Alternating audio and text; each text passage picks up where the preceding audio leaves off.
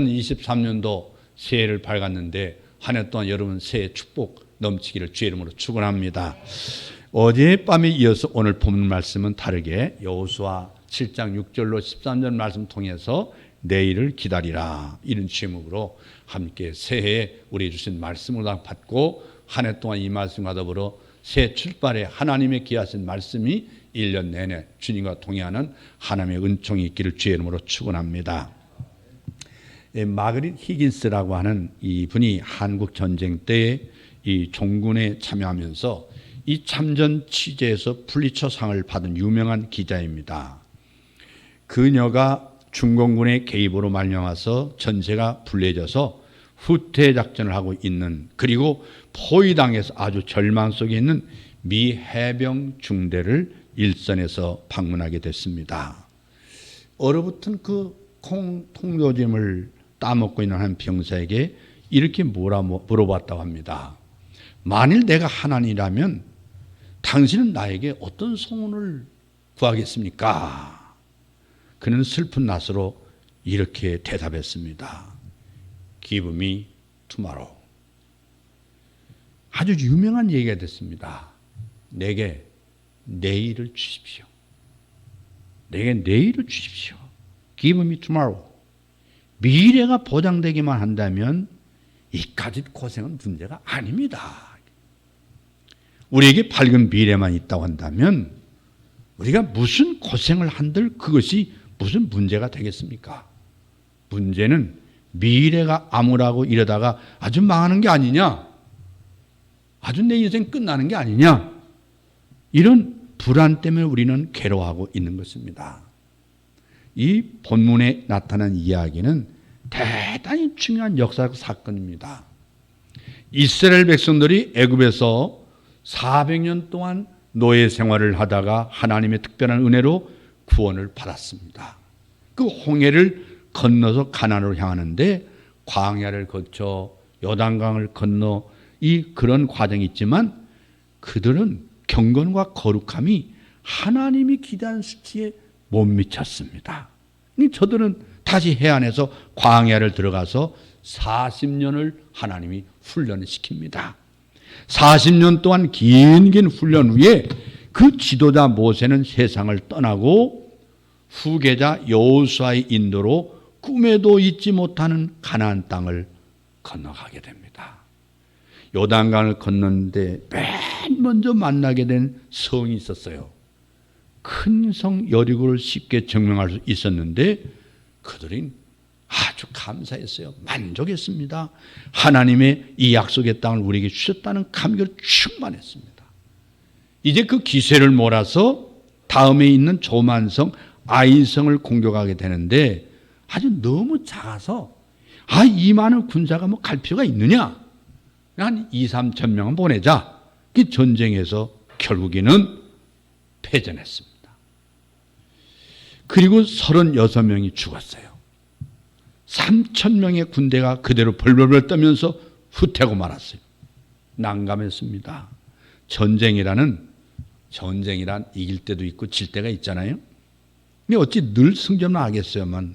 그러나 이 전쟁은 다른 얘기입니다. 왜냐하면 하나님이 함께 하셔서 하나님의 약속의 땅을 얻게 되는 거룩한 전쟁이에요. 이 전쟁에는 패전이란 있을 수 없는 전쟁이에요. 또 한편 생각하면 이스라엘 군사력이 강해서 훈련된 군사가 많아서 승전을 기대할 수 있는 것이 아니었습니다. 오직 하나님, 애굽에서 인도하신 하나님, 광야를 거쳐서 나오게 하신 하나님, 그 위대한 하나님이 함께 하시는 백성이란 그 사실 때문에 가나안 7족속은 벌벌벌 떨면서 자기 땅을 내놓을 수밖에 없었습니다. 바로 이러한 전쟁인데 이제 여기 패전이 있다고 하는 이야기는 있어서도 안 되지만 있을 수 없는 일이 이루어지게 된 거예요. 하나님이 저들과 함께하지 않는다고 인정이 되는 한 저 가나안의 7족속들은 모여서 연합군을 만들어가지고 어디서 찾아온 이스라엘 60만 대군을 아주 진멸해 버릴 거라고 하는 이런 상황에 빠졌다 그 말입니다. 그야말로 의기 중에 의기를 만났어요. 너무너무 답답하고 괴로워서 성경에 보는 대로 여호수아가 옷을 찢었습니다.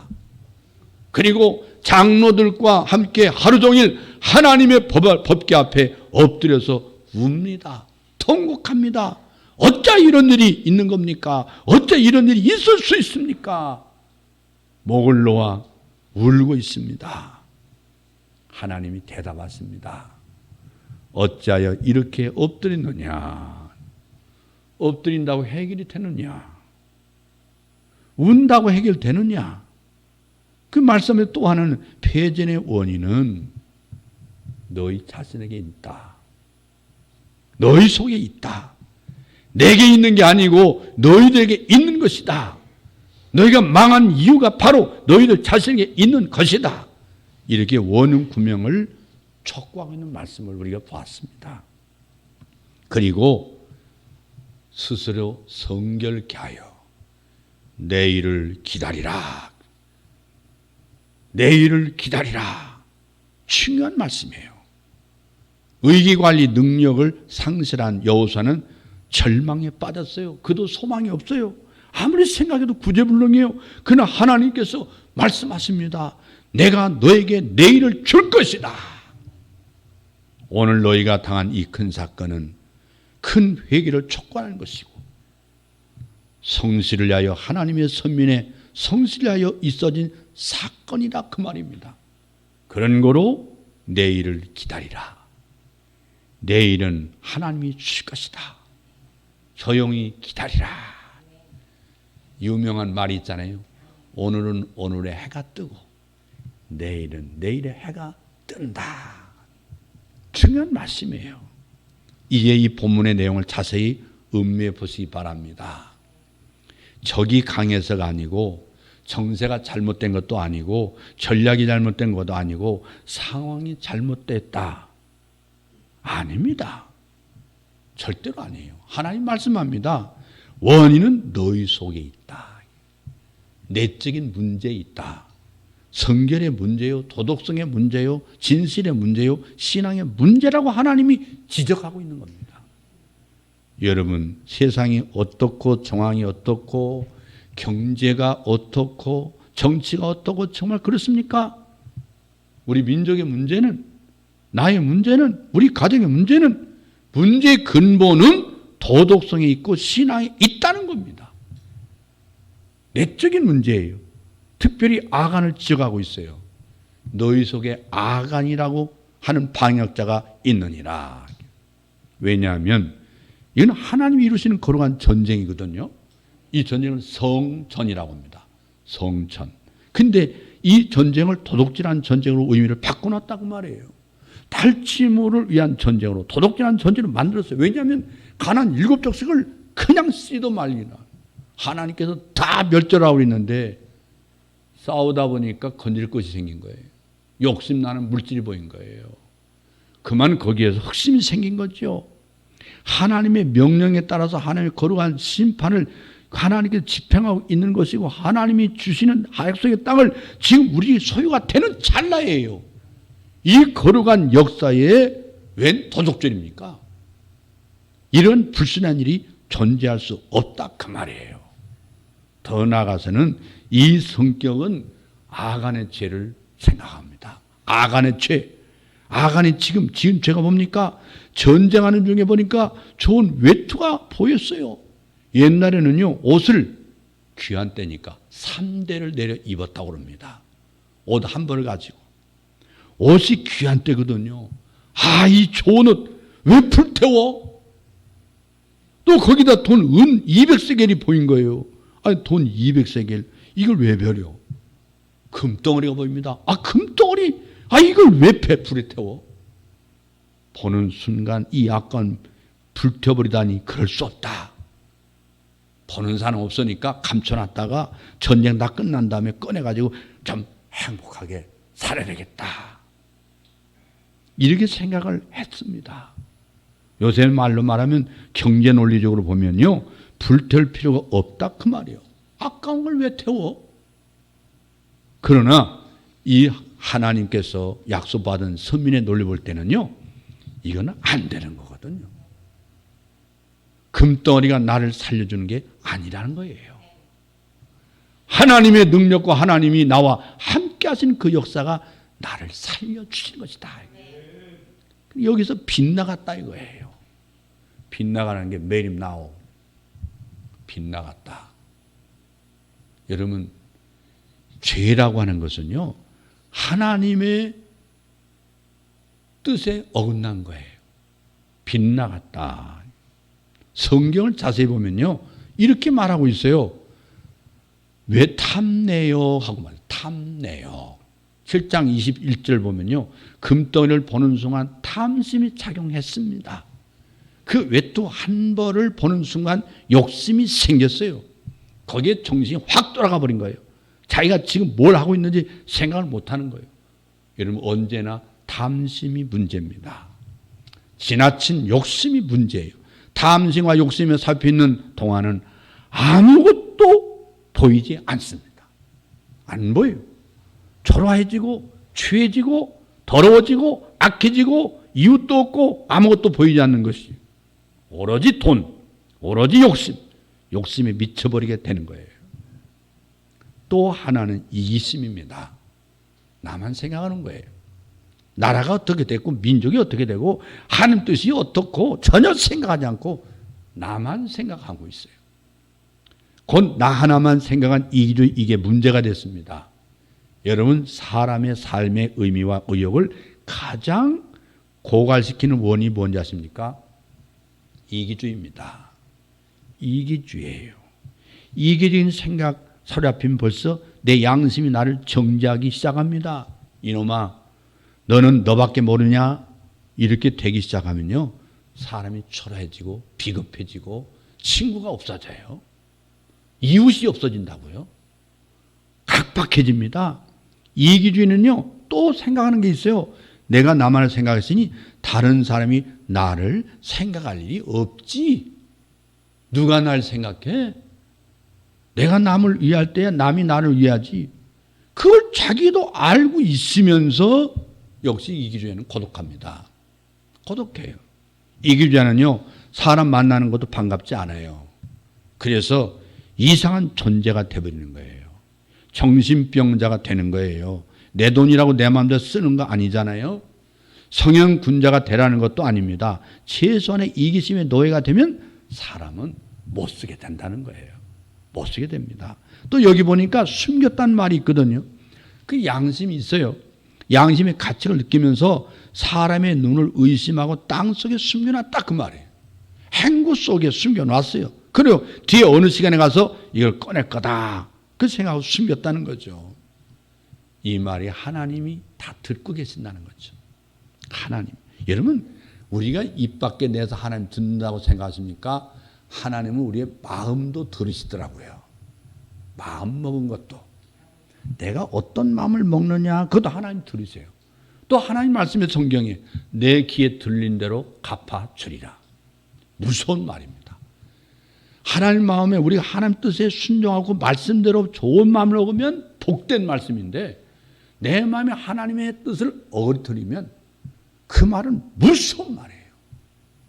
나는 생각하고도 잊어버렸지만 하나님은 잊지 아니하시고 갚으신단 말이에요. 이거 무서운 거예요. 하나님 이걸 용납하지 않습니다. 그래서 하나님께서 내려치신 거예요. 신약 성경을 보면요, 도대체 상식적으로 이해가 안 가는 사건이 있잖아요. 은혜가 쭉 많은 초대교회에 있어서 아나니와 삽비라는 두 내가 있었어요. 하나님 은혜를 받고 감사함이 생겨서 자기 땅 자기가 팔았어요. 그리고 이 땅을 팔아가지고 헌금 누가 하라고 강조했나? 베드로가 땅 팔아서 바치라고 했나요? 성경에 보면 그런 여건이 없거든요. 자기 마음에 은혜가 너무 넘쳐서 기뻐서 자기 땅을 받아 헌금해야지 하고 팔아놓고는 생각이 바뀐 거예요. 요새 말로 말해서 목돈을 아마 크게 치구나 생각하니까 마음이 싹 바뀐 모양이죠. 그리고 베드로 앞에 갖다 놓는데 그 놈이 너무나 돈이 아까워가지고 반을 뚝 잘라서 감춰놓고는 반만 가지고 이것이 땅 판 것 전부입니다. 그랬어요. 하나님이 베드로의 마음을 움직여서 베드로가 그랬어요. 너 어찌하여 성령을 속이느냐. 한마디로 죽었습니다. 그 말 한마디에 너는 어찌 성령을 속였느냐. 그 순간 죽어버렸어요. 여러분, 거짓말 한마디 때문에 이건 교회의 거룩함, 하나님의 거룩함을 떼서 이 교회가 세워지는 벽두에 절대로 거짓이 있을 수 없단 말이에요. 그래서 대표로 아나니와 삽비라가 죽었다는 거예요. 이건 비슷한 맥락인데 오늘 아간이라는 사람을 숨겨놓았단 말이에요. 숨긴 것 때문에 문제가 됐다. 문제가. 여러분, 국제투명성 기구에서요. 그게 어디가 있냐면 독일의 베를린에 있습니다. 독일 베를린에 있는데 2021년도 부패 인식 지수에 따르면요. 우리나라가 2020년도에 한 계단 올라가서 32예요. 32. 그래도 세계적으로 말하면 깨끗한 나라에 속했는데 2023년도까지 우리나라가 20위에 올려놔야 되겠다. 20위. 우리 국민의 양심을, 청결성을, 진실성을 세계. 그래서 이 나라를 보면요. 우리나라가 바로 32인데요. 32. 근데 가장 깨끗한 나라가 어디냐면요. 바로 덴마크, 뉴질랜드입니다. 대단한 뉴질랜드예요. 근데 G7에 이태리가 56점이고 중국이 45점이고 인도가 40점이고 브라질이 38점이고 러시아가 29점입니다. 근데 대한민국은 어떠냐 하는 거예요. 대한민국. 이 대한민국은 사실상 그 많은 나라 중에 32위에 속하는 나라잖아요. 32위. 우리나라는요. 사실은 70점대에 지금 들어가 있는 나라예요. 70점대. 이게 한국이에요. 우리 사회가 혼탁한 건 사실이지만요. 전 세계가 어두운 나라예요. 사실은. 어둡습니다. 근데 여러분 잘 살고 못 살고 능력 있고 없고 성공하고 실패하고 그게 문제가 아니고 혹은 선행이라고 하는 것은 높은 차원에 있는 단어잖아요. 그러나 의라고 하는 것은 기준치를 말합니다. 의는 선행이 아니고 좀 더 나가서 정직함이라고 하는 것은 잘했나 못했나를 묻는 게 아니고 다만 진실을 묻는 거예요. 내 마음의 투명성을 묻는 거예요. 그러니까 우리가 여기 보면 이것은 윤리 도덕의 기본이거든요. 투명성은. 심지어 경제적인 기본도 마치고 정치 근본이고 이걸 빠져나가면 아무것도 없는 거예요. 우리 사회를 잘 보세요. 정치인도 바로 이 투명성이 있어야 돼요. 경제도 투명성이 있어야 돼요. 사회가 투명해야 돼요. 종교도 투명해야 돼요. 일본의 그 NHK라고 하는 방송국이 있잖아요. 그 방송국에서 20대 일본 청년들 상대로 해서 의식조사를 했어요.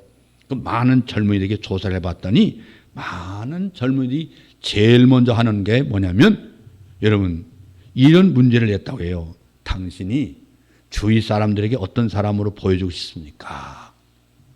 어떤 사람이라는 말을 듣고 싶습니까? 이 당신은 어떤 사람이 되고 싶습니까? 여기에 대한 대답이요. 첫째가 정직한 사람의 말을 듣고 싶다고 했어요. 일본 사람들 생각이에요. 둘째가 신념이 강한 사람. 세 번째는 상냥한 사람. 네 번째 평범한 사람의 말을 듣고 싶고 다섯 번째는 개성 있는 사람. 여섯 번째는 믿음 있는 사람. 마지막이 유능한 사람. 저는 이 말을 들으며 생각해 봅니다. 우리나라 청년들에게 이것 사실을 물어보면 무엇이라고 대답할까? 우리 한국 사람은 아마 제가 잘 몰라도 유능한 사람이 첫째일 거예요.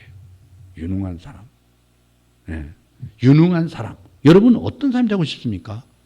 아니면 여러분 자녀들이 어떤 사람이 되라고 말합니까? 첫째가 뭐예요? 유능한 사람? 수단과 방법을 가리지 않고 유능한 사람? 이게 나라 망조거든요. 개인도 망하는 거예요. 정직한 사람, 투명한 사람, 이게 기본이거든요. 그러니까 다른 말은 잘 못 들어도 좋아요. 잘나고 못나고 문제가 아니고 저 사람은 정직한 사람이에요. 이것이 첫째예요. 그래야 경제적으로 나라가 되는 거예요. 2022년도 현재 서울 지하철 무임승차로 인해서 연간 손실이 얼마인 줄 아세요? 3천억이 발생. 3천억. 그게 내가 전철 탔는지 지금 신난다고 탔거든요. 딱 누르고 들어가니까 동그라미 나와요. 나갈 때 동그라미 나와요. 아이, 다음부터는 돈을 내야 되겠다는 생각이 들더라고요. 나라가 잘 따라서 나는 공짜로 타는 줄 알고 그냥 전철 타기를 즐겨했거든요. 내가 승용차 안 끌고 다니고 전철 타면 학교 앞에 가서 강의하고 또 내려서 또 내리면 돈 안 내잖아. 그 생각이 있는데 65세 이상 거기다 도둑차를 타는 사람까지 합치면 3천억이 넘게 손실하는 거예요.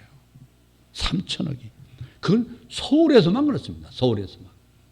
여러분 부산이나 대구나 대전의 지하철을 생각한다면요. 이건 엄청난 액수예요. 엄청난 액수.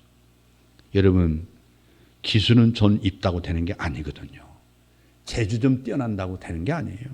진실을 잃어버리면 have nothing. nothing. 전부 아무것도 기댈 게 없는 거예요. 이걸 망각하지 말아야 돼요. 등산을 하는 사람들은 높이 올라갑니다. 이러면 등산을 하다가 조난당해서 길을 잃어버릴 때 이러면 어떻게 됩니까? 자꾸 모르는 사람은 골짜기 밑으로만 내려간단 말이에요. 그러나 선수들은 그렇지 않습니다. 위로 올라갑니다. 위로 올라가.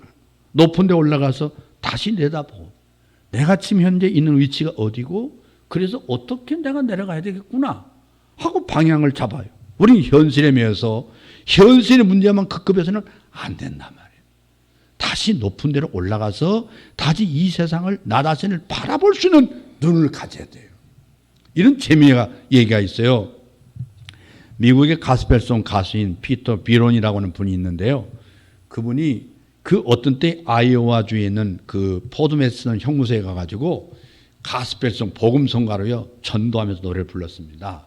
그때 부른 노래 가운데 날개가 상한 새는 날 수가 없습니다. 날개가 상한 새는 날 수가 없습니다. 죄수들이 들 때는 더 상처되겠죠. 나 전과범인데, 나 이미 전과인데 내가 그럼 세상에서 나는 기회가 없단 말이냐. 아니라 다를까 슬픈 얼굴을 가지고 어떤 죄수가 하나 찾아와서 울면서 날개가 상한 새는 영영 날 수 없는 겁니까? 슬픈 얼굴로 물어요. 아무 말도 대답 못했대요. 집에 돌아왔는데 그 죄수의 말이 뇌리에 지워지질 않아. 지워지질 않아요. 날개가 상한 새는 날 수가 없습니다. 그 슬퍼하는 사람을 보고 그는 깊은 은혜 가운데 노래를 다시 작곡했습니다. 예수께로 가면 어떤 죄도 용서받을 수 있습니다. 예수께 맡기기만 하면 실패한 과거도 새롭게 됩니다. 주님 사랑에 그대를 맡기십시오. 그대의 날개는 다시 새로지고 높이 높이 푸른 하늘을 날 수 있을 것입니다. 그 노래를 작사 작곡해서 다시 작곡해가지고요 많은 사람이 은혜를 받았어요. 그 후에 20년이 흘렀습니다. 뉴욕 IMC에서 행사에 참석했는데요. 놀라운 일이 있습니다. 자기 앞에 미국 대령 한 사람이 나타나 인사를 합니다. 제가 20년 전에 상한 날개를 치유하면 다시 날 수 있다고 한 당신의 노래를 듣고 새 사람이 됐습니다. 깜짝 놀랐어요. 여러분 상한 날개로도 날 수 없죠. 이 날개를 치유해 날 수 있지 않습니까? 내일도 하나님 것이요. 그 내일을 하나님은 우리에게 주실 것입니다. 여러분 스스로 성경을 켜고 내일을 기다리라. 메시 내용을 그게 아니고요. 하나님이 기다리는 거예요. 사실은. 내가 내일을 기다린 게 아니라 하나님이 너 자신이 성결을 키우기 위해서 내가 기다리고 있다. 너 거룩해져야 된다. 네 재주 그거 믿고 너 성공 말하지 마라. 그러지 말고 스스로 성경할 때까지 하나님 기다리고 계시다. 성결할 때까지 내일을 하나님이 주시려고 기다리고 있다. 주시려고. 스스로 성결케 하고 하나님 주신 내일을 기다리기를 주의 이름으로 축원합니다.